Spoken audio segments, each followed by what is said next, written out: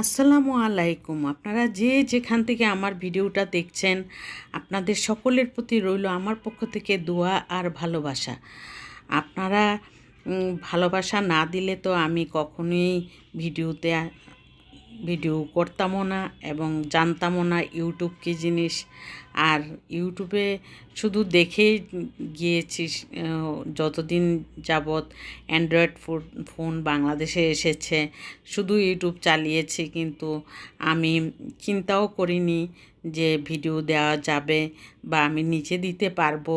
সেই চিন্তা এতদিনে আমার মনে হয়েছে যে আমি ভিডিও দিতে পারছি, কিন্তু আমি কেন সফলতা পাচ্ছি না সেই চিন্তা করে এখন আমি ধুকে ধুকে অনেক কষ্ট পাচ্ছি। আর এত সুন্দর সুন্দর ভিডিও আমি মনে হয় করি, এর চেয়েও ভালো ভিডিও অনেকেই করেন, কিন্তু আমি যেই ভিডিওটা করি এই ভিডিওতে অবশ্যই ভিউ হওয়ার কথা, কিন্তু কেন হচ্ছে না সেটাই আমার কষ্ট রয়ে গেল। আর এই মিষ্টিটা বানানোটা আমি আপনাদেরকে দেখাচ্ছি। এখানে প্রায় 1.5 কাপের মতন পাউডার দুধ, ডিপ্লোমা ব্র্যান্ডেরটা নিয়েছি, ফুল ক্রিম পাউডার দুধ।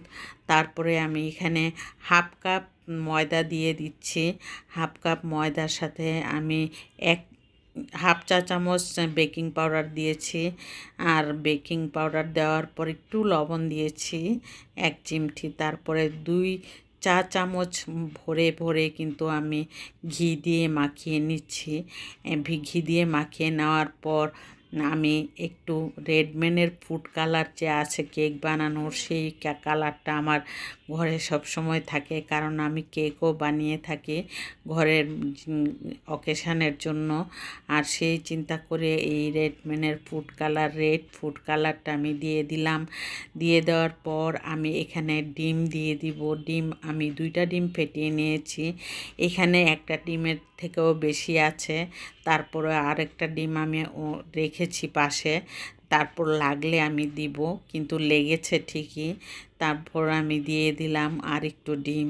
দেওয়ার পর আমি 10 মিনিট রেস্টে রাখবো। 10 মিনিট পর এখানে একদমই আমার মিষ্টি বানানোর জন্য ব্যাটারটা একদম ঠিক পজিশনে এসেছে। আর আমি হাতে একটু ঘি লাগিয়ে আমি বানিয়ে নিলাম। অনেকগুলি মিষ্টি হয়েছে, প্রায় 13-14টা মিষ্টি হয়েছে। এই মিষ্টিগুলি কিন্তু আমি নাস্তার মধ্যে অর্ধেক বা একটা মিষ্টি করে আমি খেয়ে থাকি। আর ভাবলাম যে ঘরে যখন মিষ্টি বানাতে পারি, বাইরে থেকে কিনে আনার কোনো প্রয়োজন নাই। অল্প খরচে আমি মিষ্টি বানিয়ে ঘরের মধ্যে মেহমানদের জন্য বানাতে আমার কোনো খারাপ লাগে না। সেজন্য আমি মিষ্টিটা বানিয়ে নিচ্ছি। আর এই মিষ্টিটা বানানো তেমন কোনো কঠিন কাজও না। আর আমি তো অনেক কাজই করি, কিন্তু সব কিছু এক এক দিন একটু খারাপ হয় আর বেশিরভাগই ভালো হয়। আর সেই চিন্তা করে কিন্তু আমি মিষ্টিগুলি বানিয়ে নিলাম। মিষ্টিটা একদম পারফেক্ট হয়েছে।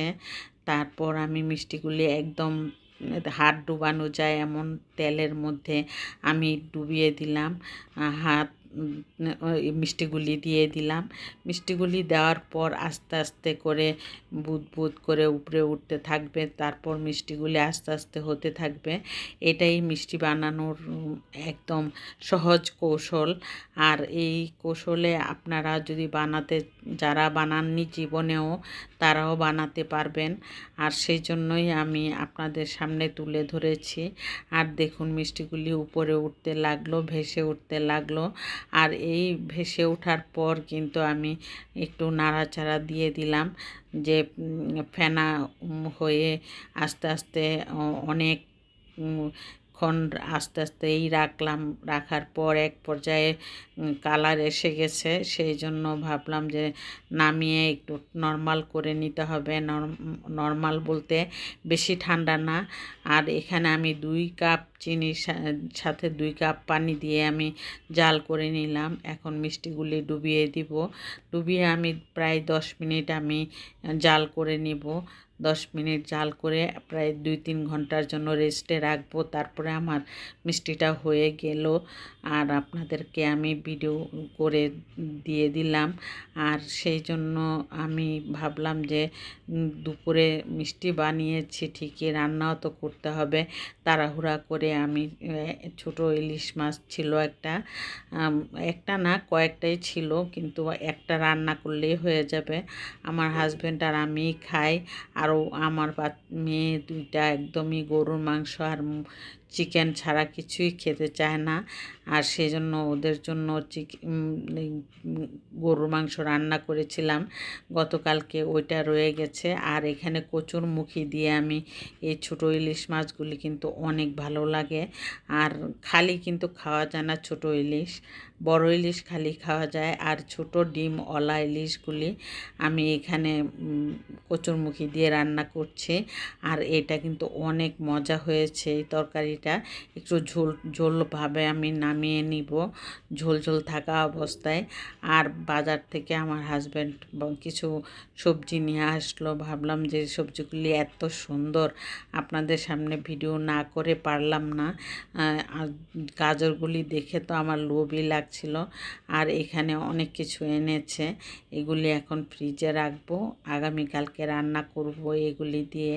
কিছু না কিছু রান্না হবে। আর ভাবলাম যে ভিডিওটা করে নেই।